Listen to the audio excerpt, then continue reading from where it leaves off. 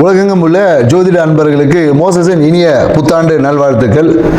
இந்த ஆங்கில புத்தாண்டு பார்த்தீங்கன்னா வியாழக்கிழமை ரோகிணி நட்சத்திரம் பிறக்குது.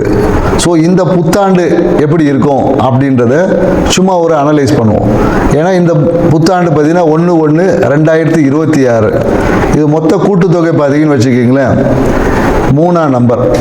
ஸோ இந்த வருடத்தோடைய கூட்டுத்தொகை பார்த்தீங்கன்னு வச்சுக்கிங்களேன் 1ஆம் நம்பர் 10 சூரியனோட ஆதிக்கம். இந்த வருடம் வந்து சூரியனோட ஆதிக்கத்திலும் குருவோட தன்மையிலும் இருக்கு. ஏன்னா இந்த 2 கிரகமே பார்த்தீங்கன்னா மிகுந்த வலிமையான கிரகங்கள்.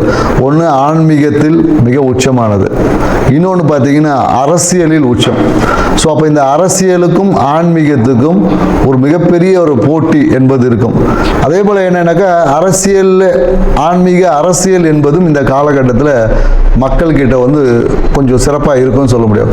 அந்த ஆன்மீகத்தால் நிறைய பிரச்சனைகளும் அரசாங்கத்துக்கு இருக்கும். ஆன்மீகம் சார்ந்த விஷயங்களில் நிறைய குழப்பங்கள், தேவையற்ற பிரச்சனைகளும் இந்த காலகட்டத்தில் இருக்கக்கூடிய ஒரு காலகட்டம். ஏன்னா ரோகிணி நட்சத்திரம் சந்திரனோட நட்சத்திரம் சுயசாரத்தில் இந்த வருடம் பிறப்பதனால விவசாயம் என்பது இந்த காலகட்டத்தில் ரொம்ப சிறப்பாக இருக்கும்னு சொல்ல முடியும்.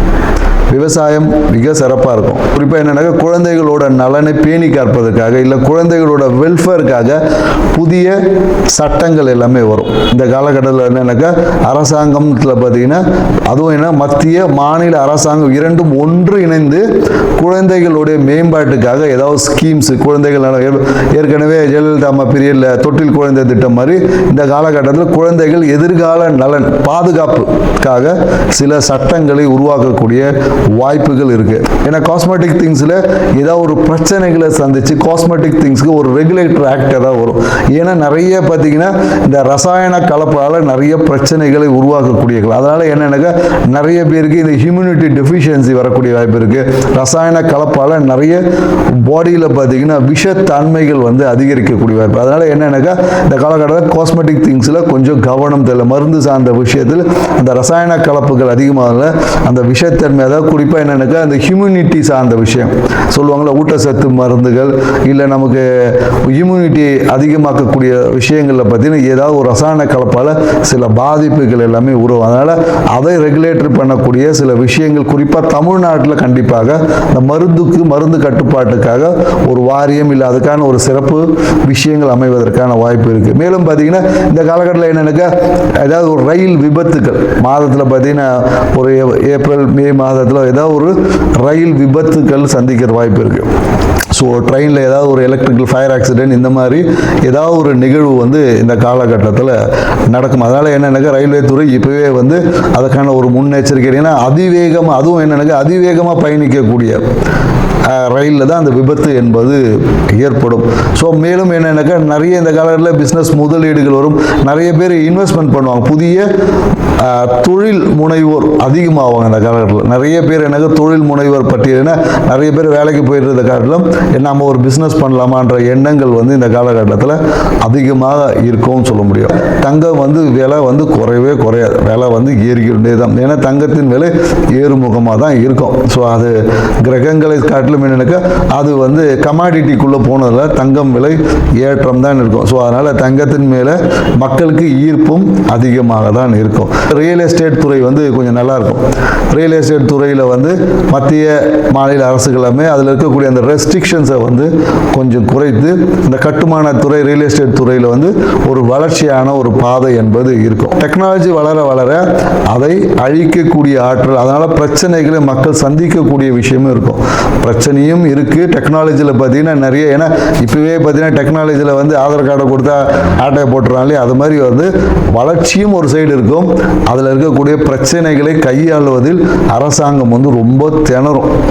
ஸோ அதனால் ஏன்னா நிறைய இந்த ஏடிஎம் கார்டு ஹேக்கிங் இந்த மாதிரியான நிறைய இந்த ஃப்ராடு திங்ஸ் வந்து இன்னும் வளர்ச்சி அடையும். அதை கட்டுப்படுத்துவதற்கு அரசாங்கம் நிறைய ரெகுலேட்டரி போட்டாலும் ஆனால் அந்த விஷயங்களை கட்டுப்படுத்த முடியாமல் அரசு சார்ந்த துறை வந்து ஏதாவது ஒரு சுணக்கமான விஷயம் கண்டிப்பாக இருக்கும். ஆண் குழந்தைகளின் பிறப்பு விகிதம் கொஞ்சம் அதிகமாக இருக்கும். ஆண் குழந்தைகள் இந்த வருடத்தில் அதிகமாக பிறப்பாங்க. இந்த புத்தாண்டு என்பது மக்களுக்கு வந்து ஒரு வளர்ச்சியை கொடுத்தாலும் பொருளாதார புழக்கத்தை ஏற்படுத்தினாலும் இல்லைனாலும் எல்லாமே கடன் வாங்கி போகக்கூடிய விஷயமா தான் இருக்குது. ஸோ அதனால் மக்கள் தங்களுடைய கையிருப்புக்கு ஏற்ற மாதிரி கடன் வாங்கி உங்களுடைய வாழ்க்கையை அமைச்சுக்குங்க. இந்த புத்தாண்டு ஒவ்வொரு ராசிக்கும் என்ன மாதிரியான பலன்களை கொடுக்க போகுதுன்றதை ஒவ்வொரு ராசியை போவோம். வாங்க வீடியோக்குள்ள போகலாம். ரிஷப ராசிக்காரங்களுக்கு இந்த ஆங்கில புத்தாண்டு 2026 என்ன மாதிரியான பலன்களை கொடுக்க போகுது? ஏன்னா ரிஷப ராசிக்காரர்களுக்கு ராசி அதிபதி சுக்கிர பகவான் ஆண்டின் தொடக்கத்தில் போகிற 8ஆம் இடத்துல போய் உட்கார. 8ஆம் இடம்னாவே உடனே மறைவிஸ்தானம், அவ்வளோதான் முடிஞ்சு போச்சு அப்படின்லாம் சொல்லுவாங்க. ஸோ அதெல்லாம் ஒன்றுமே கிடையாது. இந்த காலகட்டத்தில் நீங்கள் வந்து என்னென்னாக்கா உங்களுடைய மறைமுக சேமிப்பை அதிகரிக்க போகிறீங்க. ஏன்னா இந்த காலகட்டத்தில் உங்களுடைய செயல்பாடுகள் எல்லாமே சில ரகசிய செயல்பாடுகளாக தான் இருக்குது. எதுவுமே வந்து என்னென்னாக்கா கையில் எவ்வளோ இருக்குன்னே தெரியாமல் அப்படியே இருக்குமே. ஏன்னா 2ல் பார்த்தீங்கன்னா குரு பகவான் இருக்கார். ஸோ அப்போ குரு பகவான் உங்களுடைய பணத்தை நீங்கள் ரகசியமாக சேமிக்கும் போது அது மிகப்பெரிய ஒரு சேமிப்பாக வரும். இந்த ஒரு விஷயத்தை மட்டும் நீங்கள் கண்டிப்பாக இந்த ஆண்டு செய்யணும். ஸோ இந்த ரகசிய சேமிப்பு எப்படி செய்யலாம் அப்படின்னு பார்த்தீங்கன்னா, நீங்கள் இந்த காலகட்டத்தில் ஒரு சேமிப்புனா ஒரு FD போட்டு வைக்கிறது, இல்லைன்னா ஒரு இன்சூரன்ஸ் போட்டு வைக்கிறது, இந்த மாதிரியான விஷயத்தில் உங்களுடைய பண முதலீடுகளை செய்யுங்க. எடுத்துகிட்டு போய் ஆன்லைனில் போடுறேன்னு சொல்லி அடுத்தவர்கள் நம்பி மட்டும் பணம் கொடுக்காது. உங்ககிட்ட வரக்கூடிய பணத்தை உங்களுடைய மனைவி கையிலையோ இல்லை கணவர் கையிலையோ கொடுத்து ஏதாவது ஒரு சீட்டு போடுறது, நம்பிக்கைக்குரிய இடத்துல ஒரு சீட்டு போட்டு மறைமுக இன்வெஸ்ட்மெண்ட் மாதம் மாதம் வரக்கூடிய ஒரு அமௌண்ட், ஒரு பகுதியை நீங்கள் மறைமுகமாக சேமித்து வச்சிங்கன்னா அது இந்த மயில் குட்டி போடுதோ இல்லையோ, ஆனால் உங்கள் பணம் பல மடங்காக மாறும் என்பதை நீங்கள் புரிஞ்சுக்கணும். ஏன்னா அப்படி இல்லாமல் இருந்தீங்கன்னு வச்சுக்கிங்களேன், நீங்கள் வந்து தேவையில்லாத ஒரு சிக்கலில் சிக்கிடுவீங்க.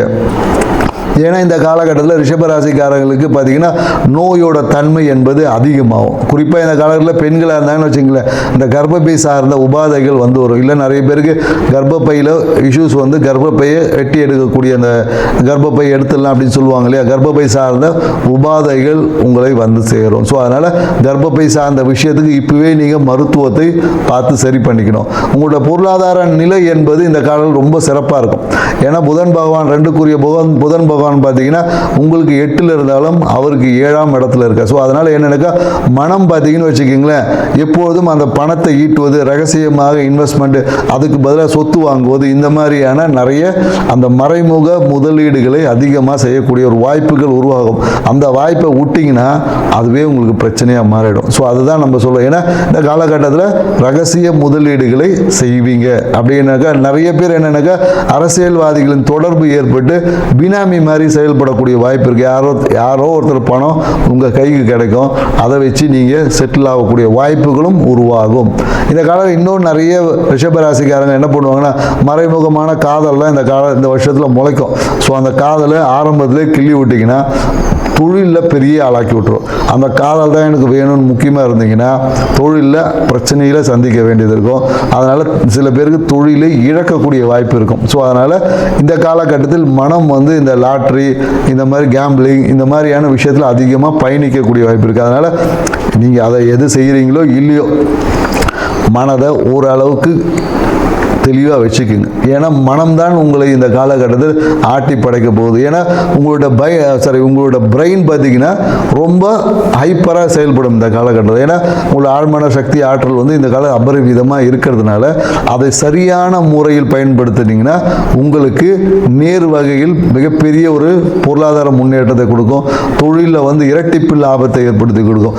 அதையே நீங்கள் ஒரு கிரிமினல் ஆக்ட் பண்ணிங்கன்னா அதனால் சட்டம் சார்ந்த விஷயத்தில் இல்லீகலான சில செய்யக்கூடியவங்களுக்கு தேவையற்ற ஒரு பிரச்சனைகள் வரும். ஸோ அதனால் இந்த விஷயத்தில் கொஞ்சம் கவனமாக இருக்கணும் என்பது. ஏன்னா கணவன் மனைவி உறவு என்பது இந்த காலங்களில் ஏதோ ஒரு விஷயத்தினால பிரச்சனைகள் உருவாக வாய்ப்பு இருக்குது. குறிப்பாக என்னென்னாக்கா பொருளாதாரம் சார்ந்த விஷயத்தில் வரும். அப்படி இல்லைன்னா உங்கள் வாழ்க்கை துணை குடும்பம் சார்ந்த விஷயத்தில் ஏதாவது ஒரு பிரச்சனைகளை சந்திக்கக்கூடிய இருக்குது. அப்படி இல்லைன்னா என்ன பண்ணுவாங்கன்னா நிறைய பேர் இந்த காலத்தில் உங்கள் வாழ்க்கை துணையோட இல்லை நண்பர் குடும்பத்தில் ஏதாவது இந்த கர்ம காரியங்களில் போய் நீங்கள் வந்து அட்டன் பண்ணக்கூடிய அந்த விஷயம் எல்லாமே இந்த வருஷம் வந்து உங்களுக்கு இருக்குது. ஸோ அதனால் அந்த விஷயத்துக்கு உங்களால் ஆன ஒரு பொருளாதார தானத்தை பண்ணிடணும். ஏன்னா இப்போ நீங்கள் வீட்டில் யாருக்கோ ஒரு துக்க நிகழ்வில் நீங்கள் போய் பங்கேற்க, என்னடா அது நியூ இயர் அப்படின்னு சொல்லலை. ஏன்னா இதுதான் உங்களுடைய பொருளாதாரத்தை இரட்டிப்பாகக்கூடிய ஒரு சூட்சும பரிகாரமாக இதை வச்சுங்க. ஏன்னா நீங்கள் உங்கள் நண்பர்கள் வீட்லையோ இல்லை உங்கள் வாழ்க்கை துணை வீட்டிலையோ ஏதோ ஒரு துக்க நிகழ்வில் பங்கேற்கிறீங்கன்னா அந்த இடத்துல அந்த குடும்பத்துக்கு நீங்கள் ஏதாவது ஒரு பொருளாதார உதவி கண்டிப்பாக நீங்கள் செஞ்சே ஆகணும். இந்த விஷயத்தை மட்டும் நீங்கள் செஞ்சீங்கன்னு வச்சுங்க, இந்த வருடம் 2026 வருடம் உங்களுடைய லாபத்தை, தொழிலில் நீங்கள் எந்த தொழில் செய்தாலும் அந்த லாபத்தை பல மடங்காக மாற்றி தரும் என்றதை நாம் உத்தரவாதம் பண்ணி சொல்ல முடியும். செஞ்சு பாருங்கள். இந்த வருடம் அமோகமான அதிர்ஷ்டத்தை அள்ளித்தர வருடமாக இருக்கும். நன்றி, வணக்கம்.